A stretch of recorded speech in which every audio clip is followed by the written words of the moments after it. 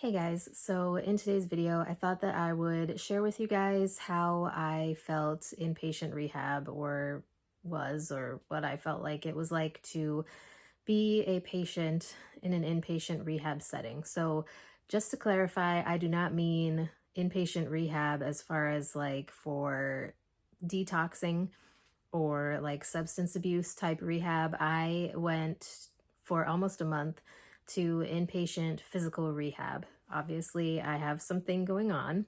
Um, while I was there, I did speech therapy, occupational therapy, and physical therapy. I am currently on the wait list for physical therapy on an outpatient basis, and I just had my initial evaluation with occupational therapy last Thursday. Today is Monday.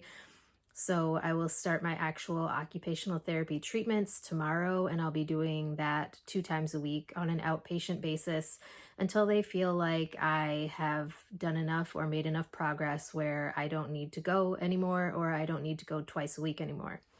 I'm hoping that I get to the point where I don't need to go anymore because I've made enough progress, and not just because I haven't made any progress, because basically they said insurance will usually approve more visits as long as you are showing that you're making progress. So hopefully I will be making progress. But basically for now, I want to not talk about what I'm currently doing. I want to talk about my experience in the inpatient rehab unit. So when I first got down there, I did not want to be there at all.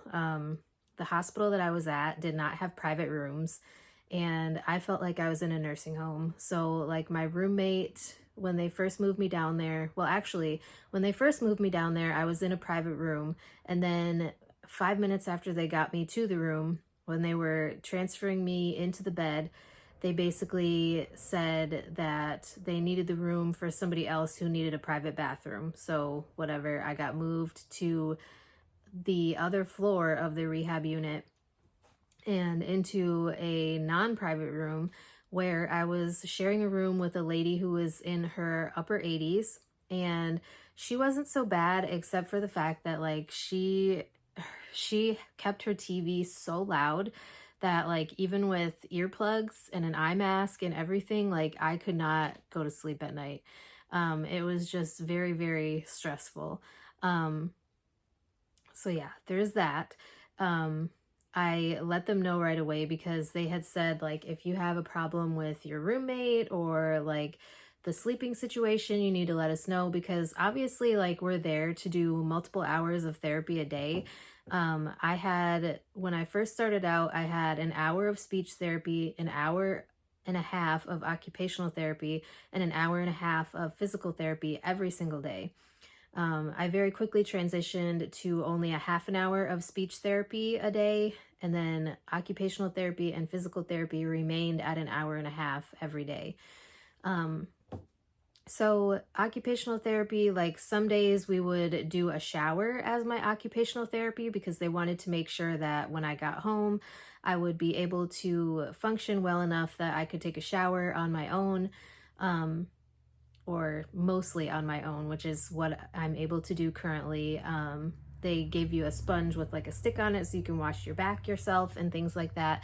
And obviously, like I have people that I can ask for help if I need help while I'm in the shower, like if I drop something or something like that. Hopefully that doesn't happen. It hasn't yet.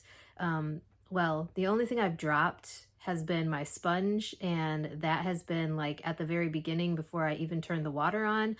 So thankfully, someone was there to help me. I don't shower when I'm in the house alone just because I want to make sure that someone is there in case something happens. So physical therapy was obviously what it sounds like. It was a lot of movement and stretching and trying to wake my nerves up and make them connect, because for whatever reason, my body, my brain, and my right side of my body is not communicating. We don't know if this is permanent or if this is something that is eventually going to get better. They basically told me to be thankful for whatever function I am able to somehow get back. So that is what I intend to do. I intend to be very thankful for whatever function I am able to get back. Right now, I will tell you that I absolutely loved the physical therapists that I worked with on a regular basis when I was in inpatient rehab. Like I said, I'm still on the waiting list to even get an initial evaluation for physical therapy for the outpatient setting at the rehab center that I'm doing occupational therapy at. Um, so yeah, hopefully it won't be too long. When I go in there tomorrow to check in for my appointment, I'm going to ask them if they have any clue of like how long it might be until I can start doing physical therapy, because I kind of hate just sitting here. Like, I feel like I'm wasting opportunities to get my muscles back activated again. Um, Other than that, like, I feel like being on the inpatient rehab unit was kind of like being in a nursing home. There was a lot of more elderly people. There were some younger people who had had like brain surgeries or had seizure disorders or strokes. Obviously, I have a seizure disorder and I also have a history of strokes. And so, like, I've been through this type of thing before, um, where I've had to do physical therapy for months and eventually got back to my baseline. However, this time we don't know if I'm going to get back to my baseline, how I was before all of this happened, because like the occupational therapist and I on Thursday were going through notes from the hospital, and she found stuff that they didn't even talk to me about, as far as like paralysis being caused by the seizures that I had that lasted over 8 minutes, because I had at least two seizures that lasted over 8 minutes each. And so it was not a good thing. So yeah, I'm very thankful that I'm still here. I'm very thankful that I'm able to be home and don't have to be in a facility.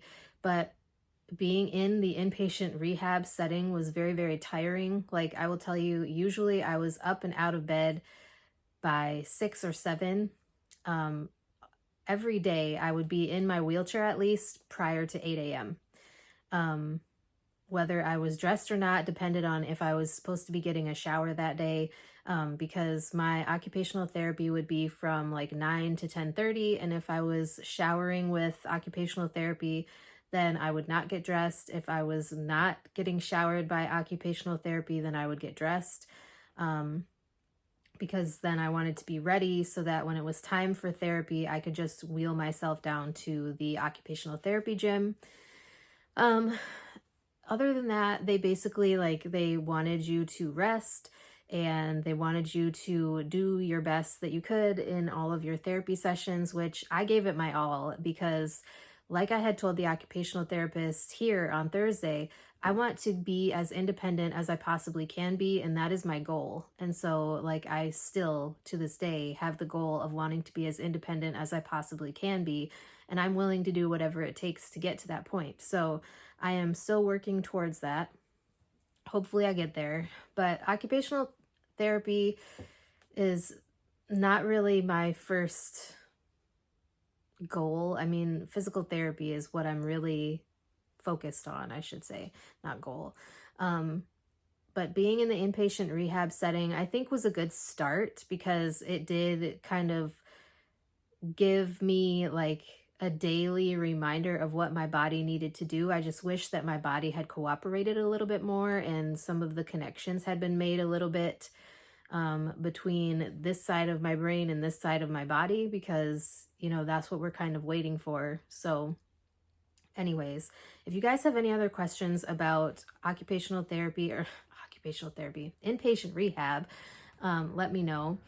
Like I said, I was up in my wheelchair by like every morning prior to 8 a.m. and I would be in bed like somewhere before 7 p.m. because I would be that tired from sitting up in my wheelchair all day long.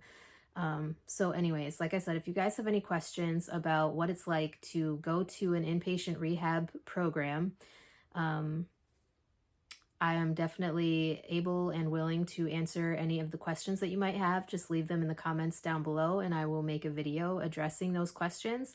If you guys have any other topics you would like to hear me discuss on my channel in the future, let me know and I will make a video about it. And yeah, I will talk to you guys in my next video.